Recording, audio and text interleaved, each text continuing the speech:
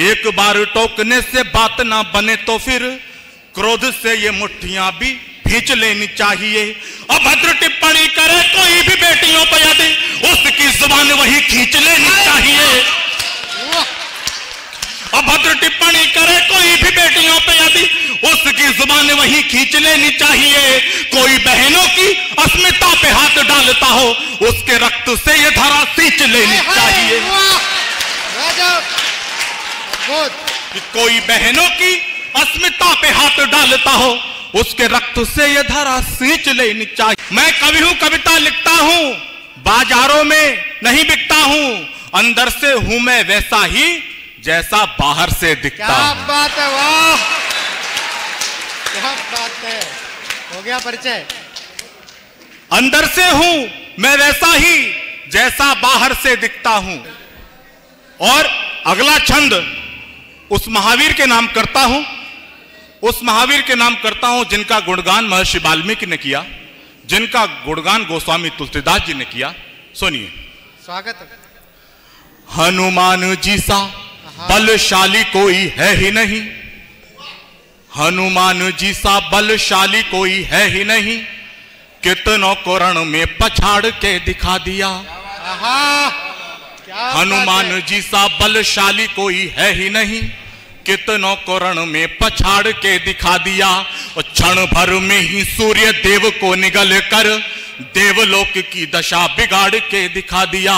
और भक्ति पर उठा सवाल जब हनुमान जी की हृदय की परतें उघाड़ के दिखा दिया। और तन में बसे है राम, मन में बसे है राम, सिद्ध करने को सीना फाड़ के दिखा दिया। क्या बात है, वाह।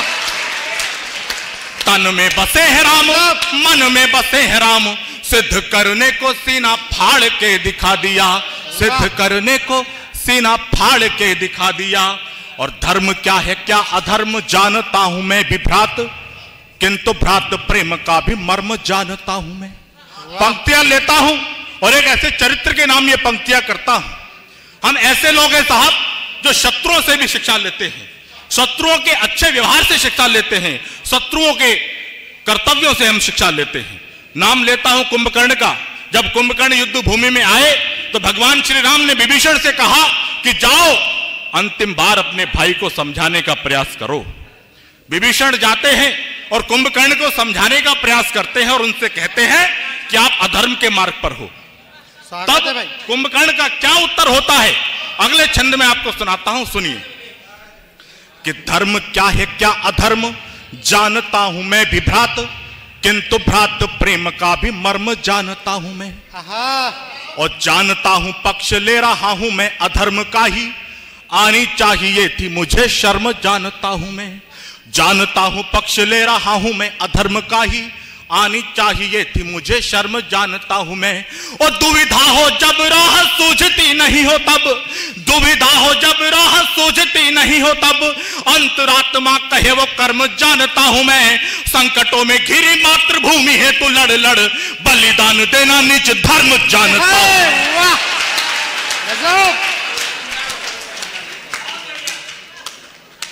संकटों में घिरी मातृभूमि है तू लड़ लड़, बलिदान देना निज धर्म जानता हूं मैं, बलिदान देना निज धर्म जानता हूं मैं। और कुछ पंक्तियां करता हूं भारत माता के नाम। कहीं किसी कोने से आवाज आती है कि भारत माता की जय नहीं बोलूंगा। कोई कहता है कि भारत माता की जय क्यों बोलनी चाहिए, क्योंकि इसका तो टुकड़ा पाकिस्तान भी है, वो तो नहीं कहते पाकिस्तान माता की जय। तब मैं उन लोगों को चार पंक्तियों से जवाब देता हूं कि तर्क कुतर्क भुलाकर कुछ तूफानी होना पड़ता है, तर्क कुतर्क भुलाकर कुछ तूफानी होना पड़ता है। देशभक्त की पावन अमिट निशानी होना पड़ता है, देशभक्त की पावन अमिट निशानी होना पड़ता है। और अपनी पूरी ताकत से भारत माता की जय कहने को, अपनी पूरी ताकत से भारत मां की जय कहने को पाकिस्तान भूलकर हिंदुस्तानी होना पड़ता है। क्या बात है, वाह गजब। कि भिन्न भिन्न संप्रदाय, भिन्न भिन्न मान्यताएं, भिन्न भिन्न सभ्यताओं से बना ये देश है। और भिन्न भिन्न संस्कार, भिन्न भिन्न जलवायु, भिन्न भिन्न बोलियों का कुनबा ये देश है, और भिन्नता में एकता का है बड़ा उदाहरण, यूं ही नहीं विश्व गुरु अपना ये देश है। और भिन्नता में एकता का है बड़ा उदाहरण, यूं ही नहीं विश्व गुरु अपना ये देश है। जन्म जिस पे लिया है उस जन्मभूमि को ही माता जिसने कहा वो पहला ये देश है। वाह वाह गजब। जन्म जिस पे लिया है उस जन्मभूमि को ही माता जिसने कहा वो पहला ये देश है। माता जिसने कहा वो पहला ये देश है। और जब इस भारत माता पर वार होते हैं, इस भारत माता पर अनगिनत वार हुए और लोगों ने सहन कर लिए, हमारी सरकारों ने सहन कर लिए, कोई प्रत्युत्तर नहीं दिया, तो वे कवि क्या छंद सुनाता है, सुनिए। स्वागत है भाई। कि बोल कड़वे भी सहने पड़े तो सह लेना, भूल के कभी भी अत्याचार सहना नहीं। कि बोल कड़वे भी सहने पड़े तो सह लेना, भूल के कभी भी अत्याचार सहना नहीं। और घर में भले ही बनती रहे दीवार, चाहे बंधनों के मध्य में दीवार सहना नहीं। घर में भले ही बनती रहे दीवार, चाहे बंधनों के मध्य में दीवार सहना नहीं। और सीख लेना कृष्ण से भी क्षमा दान देना, किंतु गालियां किसी की बार बार सहना नहीं। सीख लेना कृष्ण से भी क्षमा दान देना, किंतु गालियां किसी की बार बार सहना नहीं। सब कुछ सह लेना, सब कुछ सह लेना, सब कुछ सह लेना, जीवन में ध्यान रहे चुपचाप शत्रुओं का वार सहना नहीं। क्या बात है। सब कुछ सह लेना, जीवन में ध्यान रहे चुपचाप शत्रुओं का वार सहना नहीं। और महिला शक्ति यहां पर उपस्थित है, कवियत्रियां उपस्थित हैं, बहनें उपस्थित हैं, माताएं उपस्थित हैं। और जब कभी किसी महिला के साथ, किसी अबला के साथ कोई दुर्व्यवहार होता है, कोई अत्याचार होता है, कोई अनिष्ट होता है, तो हम दोष देते हैं सरकार को, प्रशासन को और पुलिस को। परंतु हमारा भी कुछ कर्तव्य बनता है। अगले 4 पंक्तियों में सुनाता हूं कि हमारा क्या कर्तव्य बनता है, सुनिए।